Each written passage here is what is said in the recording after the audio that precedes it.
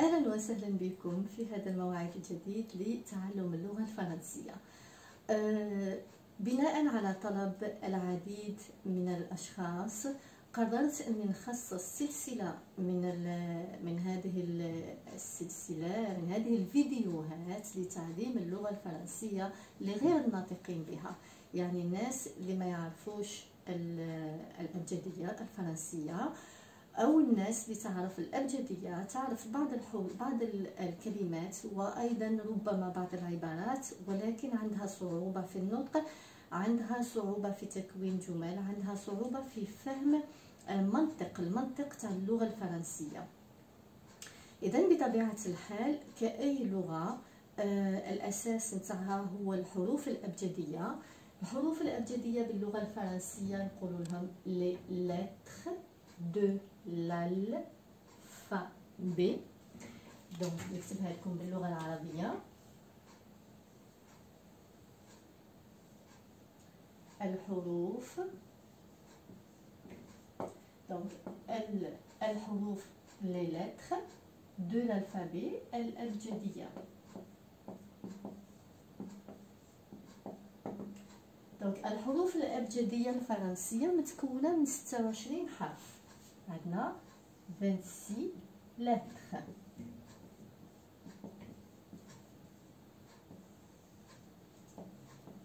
ستة وعشرين حرف. للناس اللي ما تعرفش مفهوم الحرف في اللغة هو الصوت اللي ننطقوه. مثلا نقول لكم باللغة العربية، نعطيكم مثل باللغة العربية. لما نقول أول صوت اللي نسمعه هو أو، وثاني صوت هو م.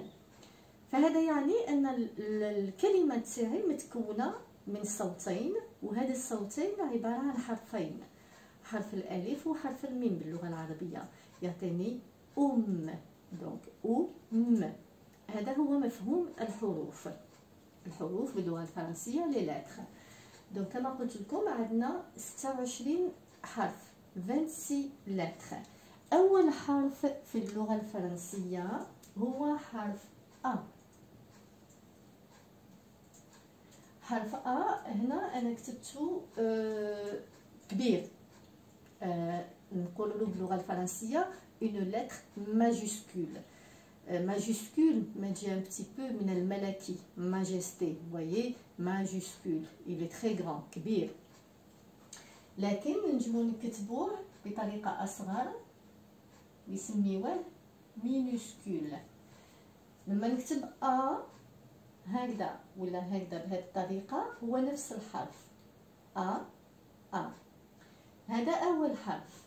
المرادف تاع هذا الحرف باللغة العربية سوف يكون حرف الألف، ولكن حرف الألف لما ياخذ الفتحة، لما يكون أ، ماشي لما يكون أو أو لما يكون إي. يكون مرادف لحرف الألف لما ياخذ الفتحة. دونك لما نعمل الأ كومسا ونعمل له الفتحة. ثاني حرف عندنا في اللغة الفرنسية هو حرف ب.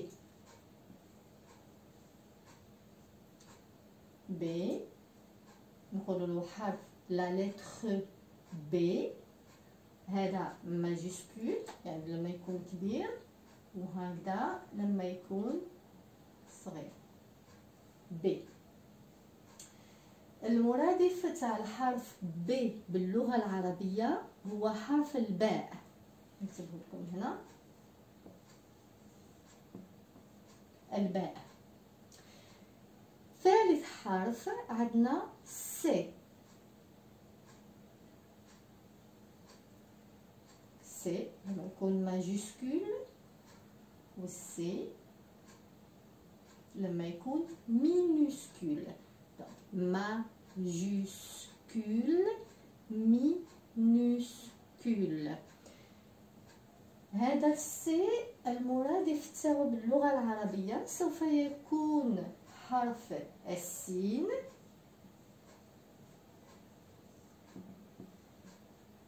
أو حرف الصاد.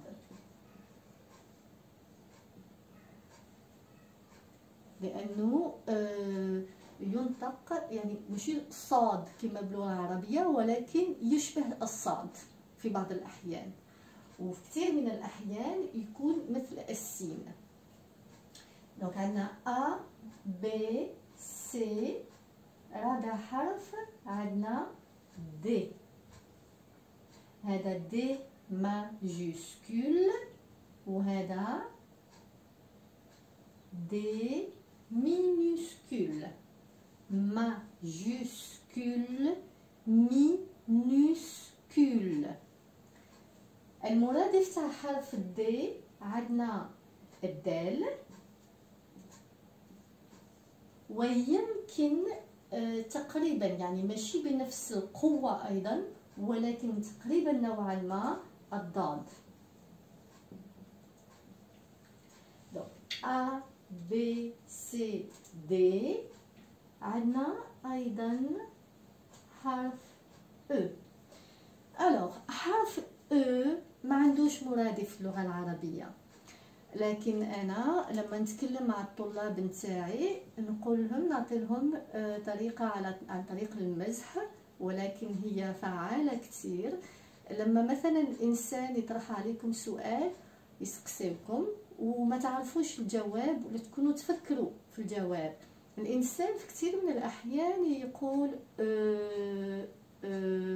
هذاك اللي تنطقوه هو هذا A B C D E. بعد ال E alors le E هذا الماجيسكول، وعندنا E minuscule.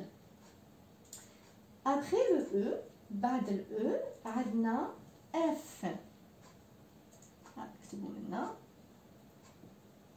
donc F majuscule.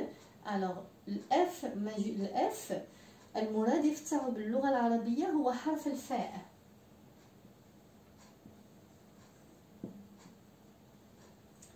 F majuscule et F. دونك ندورو هنا باش نفرقو شوية صغر منه باش نفرقو على F majuscule. F majuscule et F minuscule. Après le F, donc A, B, C, D, E, F, عندنا G.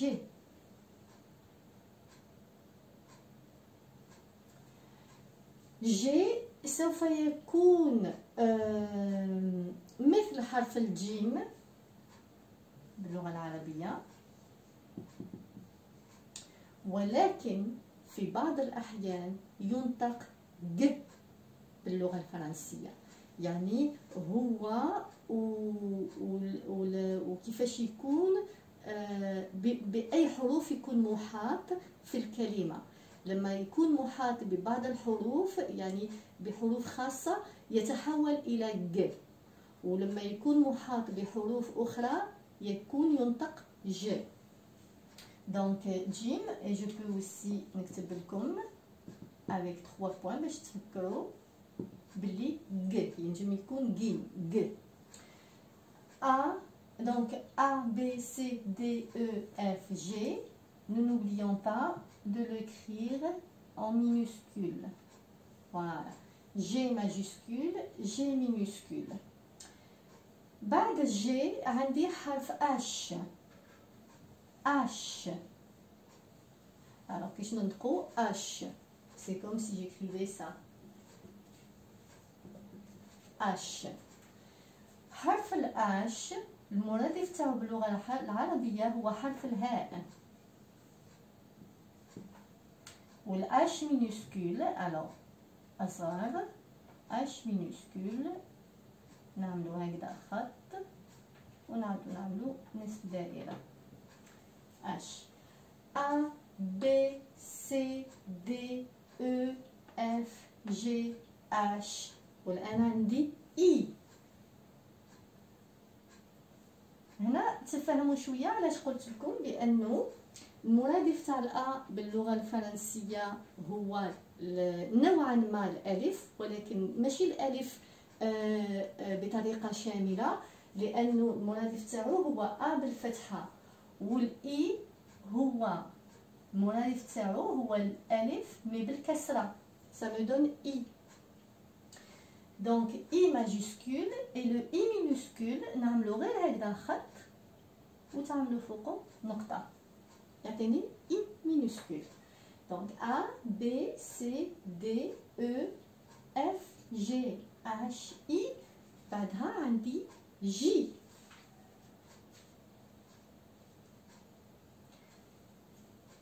الوغ جي هو ايضا جيم، لكن شوفوا النطق ماشي نفسه. هنا قلت لكم جي وهنا قلت لكم جي، ماشي نفس الشيء. جي مفتوحه وهنا شويه مغلوقه نزيرو عليها جي. سي كوم سي جيكريفي جي، alors que هذا c'est comme si j'écrivais un J mais je mets un E accent aigu et ça me donne G.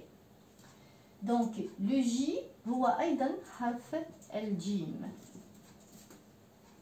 ولكنه رقيق نوعا ما. Donc J en majuscule et J. Donc vous voyez هنا وكأنه عندي خط سطر، J يهبط تحت السطر ونعملو نقطة. نفس الشيء هنا، فوالا كلي السطر تاعكم هنا تكتبوا الدائرة هنا وتهبطوا تحت السطر. فوالا تري بيان. دونك A B C D E F G H I J، والآن عندي حرف K.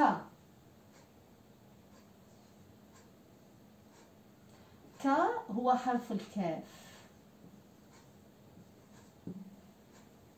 K majuscule. Alors regardez K majuscule هنا هذا هو السطر تاعي، والكا minuscule فوالا هذا يجي أصغر. وفوايي هذا يجي أطول على هذا الخط. K حرف الكاف. A B C D E F G H I J K. والآن عندي حرف لام L. L باللغة العربية اللام. Voilà, اللام. Très bien. Donc اللام L majuscule et L minuscule. فقط هكذا خط تكتبوه L minuscule. جو ريبيت، راني نكرر قصدا، راني نكرر الحروف الأبجدية. يعني من الأساس هو أنكم تحفظوا الحروف الأبجدية عن ظهر القلب وبالترتيب. يعني هذا غير تحبوا تبداو بداية يعني جيدة في تعلم اللغة الفرنسية أو أي لغة أيا كانت، لازم تكونوا تعرفوا الحروف الأبجدية عن ظهر القلب وبالتسلسل وبالترتيب. Donc A B C D E F G H I J K L. والآن عندي حرف M. M majuscule et M minuscule. نظن أنه سهل أنه الإنسان يلقى المرادف تاعو باللغة العربية وهو حرف الميم.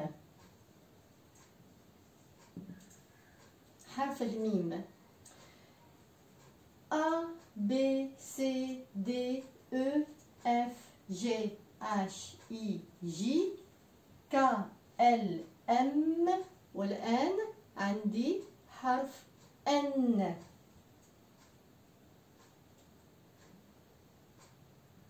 Voilà, N majuscule. حرف N majuscule وحرف N minuscule. وهذا حرف النون.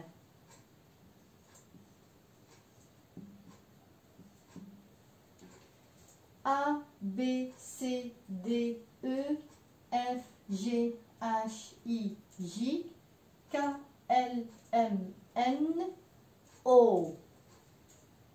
حرف O. O majuscule et O minuscule. نرجع للشيء اللي قلته لكم في الأول عن حرف A.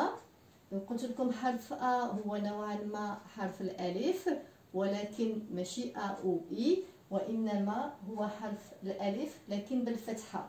شفنا I هو حرف الألف ولكن بالكسرة، وهنا لو O هو حرف الألف ولكن بالضمة. ولكن ماشي لو O لما نقول O مثلا يعني عندنا في قليل من الأحيان ما ينطق حرف الألف أو كأو، كثير من الأحيان ننطقو أو، وباللغة الفرنسية باش ننطقو أو نزيدو له حرف الأو أمامه يولي أو. هذا دوك نتعلموه مع الوقت. دونك عندنا A B C D E F G H I J K L M N O. والآن عندنا حرف P. حرف P غير متواجد في اللغة العربية، مثل الناس اللي تقول بابا مثلا، كم بابا نويل مثلا. دونك P غير متواجد، ولكن ننجمو نكتبوها على شكل باء وثلاث نقاط من تحت. هذا فقط طريقة لكي يمثلوه باللغة العربية. Donc هذا P majuscule et là j'ai le P minuscule. A, B, C, D, E, F, G, H, I, J, K, L, M, N, O, P. والآن عندي حرف Q.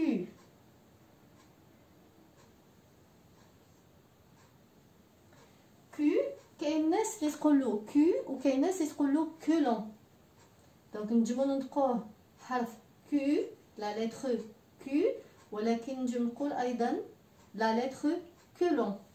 دونك لو كولون مثل الكا، c'est un ك، حرف الكاف باللغة العربية. هذا لما يكون ماجيسكول، وهنا لما يكون مينوسكول. فوالا. دونك après le Q عندنا حرف R.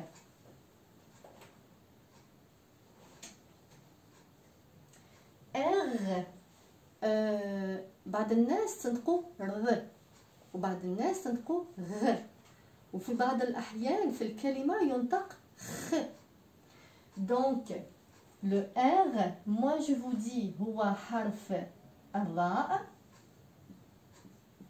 هو حرف الغين، وهو حرف الخاء. في بعض الأحيان ننطقو خ باللغة الفرنسية، مثلا لو برينون مارتن، مخ يعني اغ تن. و باغ اكزومبل شهر مارس باللغة العربية باللغة الفرنسية مارس ينكتب ام ا، دونك ينكتب ام ا ر ou S. Mars. Je dis pas Mars parce que c'est la lettre quand même R. لكن ما نقولش Mars, je dis Mars. Très bien. Donc عندي A, B, C, D, E, F, G, H, I, J, K, L, M, N, O, P, Q, R, R majuscule et R minuscule. Après عندي بعدو يجيني حرف S. Alors S نوليو هنا للسي. Alors وي نسيت باش نقول لكم بلي السي ينطق كمان كاف. alors عندكم تنساو هذه. فوالا سي ينطق كسين، ببعض الأحيان نوعا ما صاد، وكثير من الأحيان أيضا كاف. داكوغ il faut pas oublier ça. دوك نشوفوا هذا عن طريق الدروس. في أي حالة ينطق بهذه بطريقة أو بأخرى، ما تخافوش كامل والله سهلة. très bien. donc le S هو حرف السين. alors حرف السين، وينجم يكون أيضا صاد نوعا ما. داكوغ الصاد، ولكن صاد خفيف، ماشي كما باللغة العربية صاد. Donc ça c'est le S majuscule et ici nous avons le S minuscule. Donc Q, R, S, après on a T. Le T majuscule et le T minuscule. Donc نعمل هكذا كيما العمود ونزيد معاه هاد الشرطة هنا. Le T هو حرف طاء.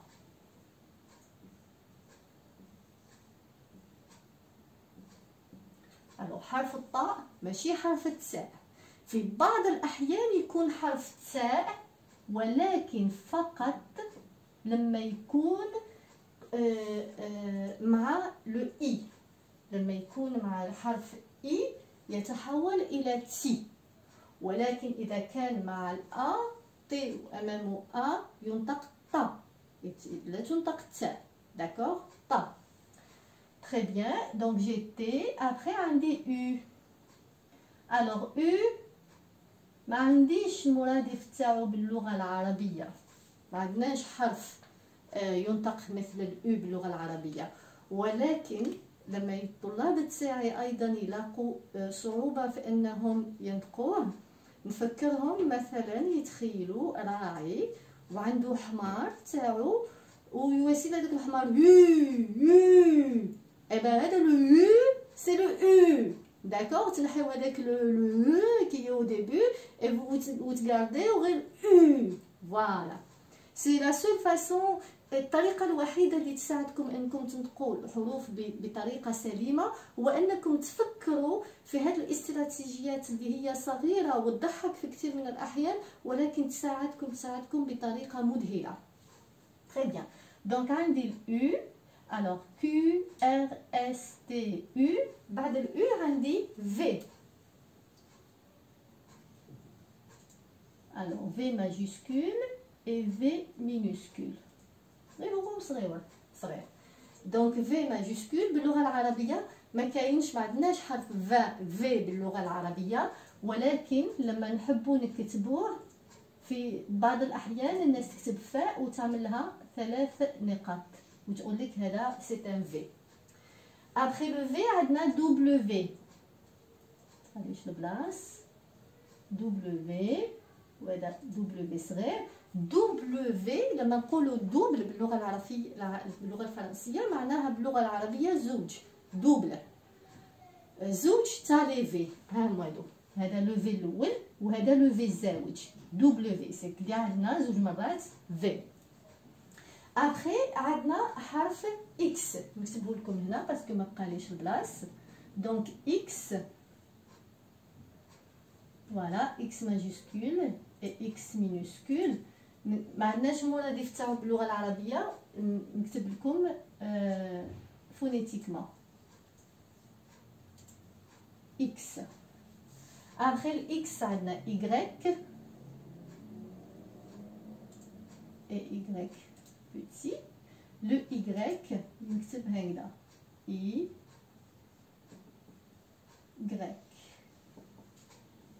y وبعد ال y عندنا آخر حرف في اللغة الفرنسية اللي هو z.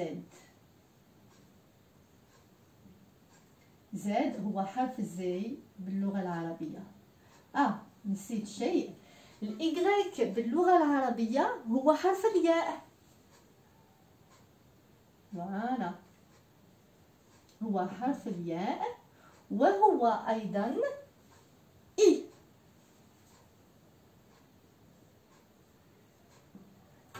وهذا يتوقف عن طريقة استعماله في الكلمة، يعني يتوقف عن الكلمة ديالكم ماشي تكتبوها. فوالا سوف أعيد قراءة الحروف A B C D E F G H I J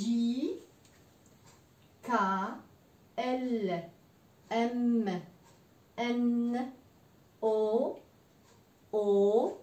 P Q R S T U V W X Y Z. فوالا هذا كان أول درس لنا تعلمنا فيه الحروف الأبجدية الفرنسية. كما قلت لكم هذا الأساس اللي راح يمكنكم أنكم تطلعوا السلالم، تطلعوا الدرج وتوصلوا إن شاء الله للقمة.